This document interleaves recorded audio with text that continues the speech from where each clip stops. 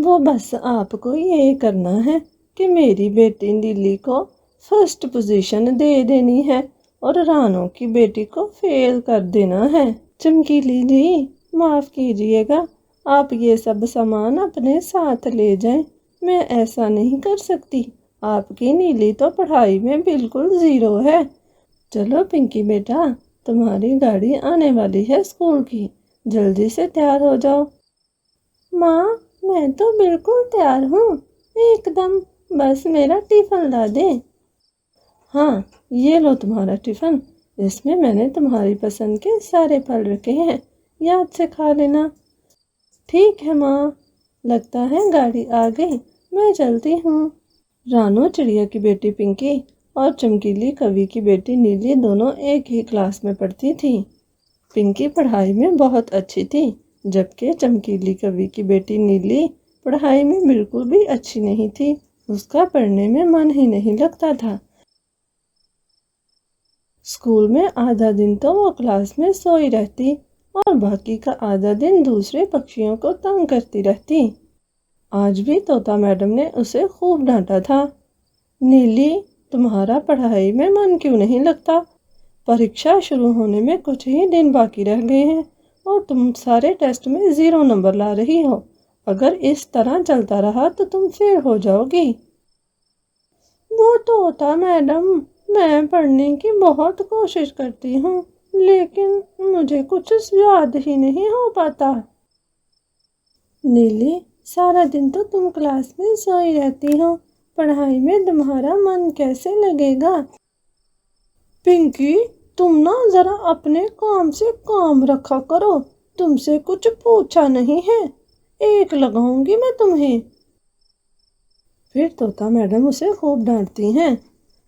نیلی، یہ کیا طریقہ ہے بات کرنے کا؟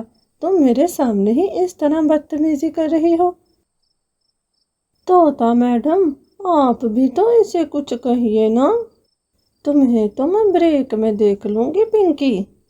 پھر جیسے ہی بریک ہوتی ہے، نیلی کوی پنکی کا سارا ٹفن لے کر کھا جاتی ہے۔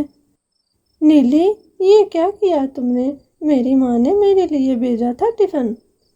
ہاں تو مت پنگے لیا کرو مجھ سے، اگر تو نے اپنی چونچ اسی طرح چلائے رکھی تو میں روز ہی ایسا کروں گی۔ نیلی کوی کا تو یہ روز کا تھا، اصل میں وہ یہ ساری باتیں اپنی ماں سے سیکھا کرتی تھی۔ چمکیلی کوی بھی تو سارا دن گھر میں دوسرے پکشیوں کی چغلیاں کرتی رہتی۔ اور ماں، آج پتہ ہے کیا کہہ رہی تھی طوطا میڈم؟ طوطا میڈم کہہ رہی تھی کہ میں فیل ہو جاؤں گی اور پنکی ہی فرسٹ پوزیشن لے گی۔ ارے ایسا کہا تیری طوطا میڈم نے؟ اس طوطے میڈم کو تو میں دیکھ لوں گی، پہلے تو مجھے اس رانو کی بیٹی سے تو پوچھ کر آنے دو، اس نے کیوں تیرے بارے میں اپنی گندی چونچ چلائی۔ یہ کہتے ہی چمکیلی نیلی کو ساتھ لیے رانو کے گھر لڑنے چلی جاتی ہے۔ آس پاس کے پکشی بھی ساری آواز سن کر آ جاتے ہیں۔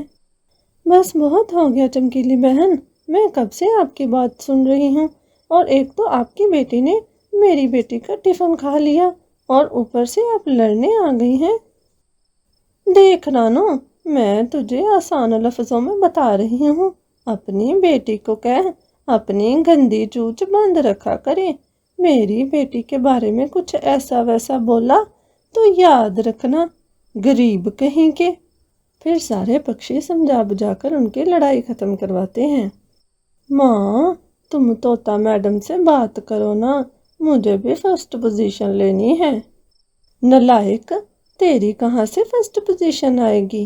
وہ تو میں نے رانو سے لڑنے کے لیے کہہ دیا، ورنہ اچھی طرح سے میں جانتی ہوں تجھے، تیرے باپ کی طرح تیری نیند بھی نہیں پوری ہوتی، پڑھ لکھ کر تو نے بھی کچھ نہیں کرنا۔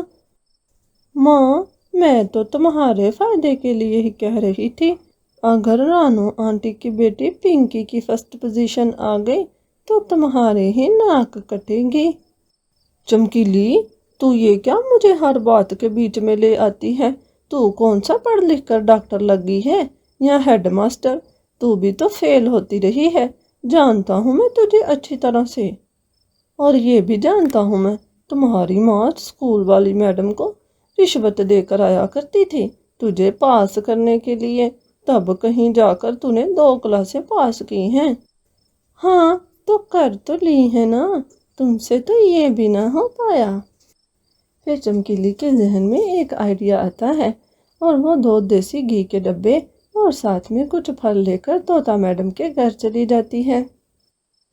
तोता मैडम जी, ये देखें, मैं आपके लिए 2 देसी घी के डब्बे और साथ ढेर सारा फल लेकर आई हूँ। अब खूब चूरी बनाकर खाइएगा देसी घी में। वो तो ठीक है चमकीली जी, लेकिन आप ये सब मेरे लिए क्यों लेकर आई हैं? वो बस आपको ये करना है कि मेरी बेटी नीली को फर्स्ट पोजीशन दे देनी है और रानू की बेटी को फेल कर देना है। चमकीली जी, माफ़ कीजिएगा, आप ये सब सामान अपने साथ ले जाएं। मैं ऐसा नहीं कर सकती। आपकी नीली तो पढ़ाई में बिल्कुल ज़ीरो है और रानू की बेटी पिंकी, वो तो बहुत अच्छा पढ़ती है। सीधी तरह कह रही हूँ तो आपको समझ नहीं आ रहा। देखिए तोता मैडम, अगर मेरी बेटी नीली की पोजीशन ना आई तो अच्छा नहीं होगा। आप मुझे धमकी दे रही हैं? जो भी समझना है समझ लो। देखिए, अगर आप ये सब करने के बजाय नीली को कहें कि वो पढ़ाई में अपना मन लगाए तो हो सकता है वो कुछ नंबर लेकर पास हो जाए, वरना मैं आपकी शिकायत प्रिंसिपल साहब से करूँगी कि आप मुझे रिश्वत देने आई हैं और इससे आपके बच्चे स्कूल से भी निकल सकती है। आगे आपकी मर्जी है। चमकीली वहाँ से निराश होकर घर आ जाती है। एक तो तोता मैडम नहीं मानी। नीली, तू ही कुछ पढ़ मर ले, अगर तू फेल हो गई तो मेरी नाक कट जाएगी। लेकिन नीली तो सुधरने वाली नहीं थी। माँ, तुमसे ये ना हो पाएगा, मैं देख लूँगी इस पिंकी को। दिन इसी तरह से बीत जाते हैं। नीली अपनी पढ़ाई की बिल्कुल भी फिक्र नहीं कर रही थी। दूसरी तरफ पिंकी खूब मन लगाकर पढ़ रही थी। और फिर परीक्षा का दिन आ ही जाता है। आज बच्चों की पहली परीक्षा थी। सारे बच्चे अपने स्कूल की गाड़ी में स्कूल जा रहे थे कि रास्ते में नीली कभी पिंकी को धक्का देकर उसे नीचे गिरा देती है। पिंकी को काफ़ी सख्त चोट आई थी। अरे, ये पिंकी तो जख्मी हो गई है, चलो इसको इसके घर छोड़ आते हैं।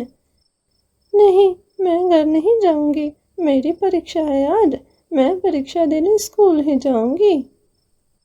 तभी तोता मैडम कहती है, अरे पिंकी बेटा, तुम्हारी सेहत बहुत ख़राब लग रही है मुझे और चोट में से काफ़ी खून भी बह रहा है, तुम्हें घर ही जाना चाहिए।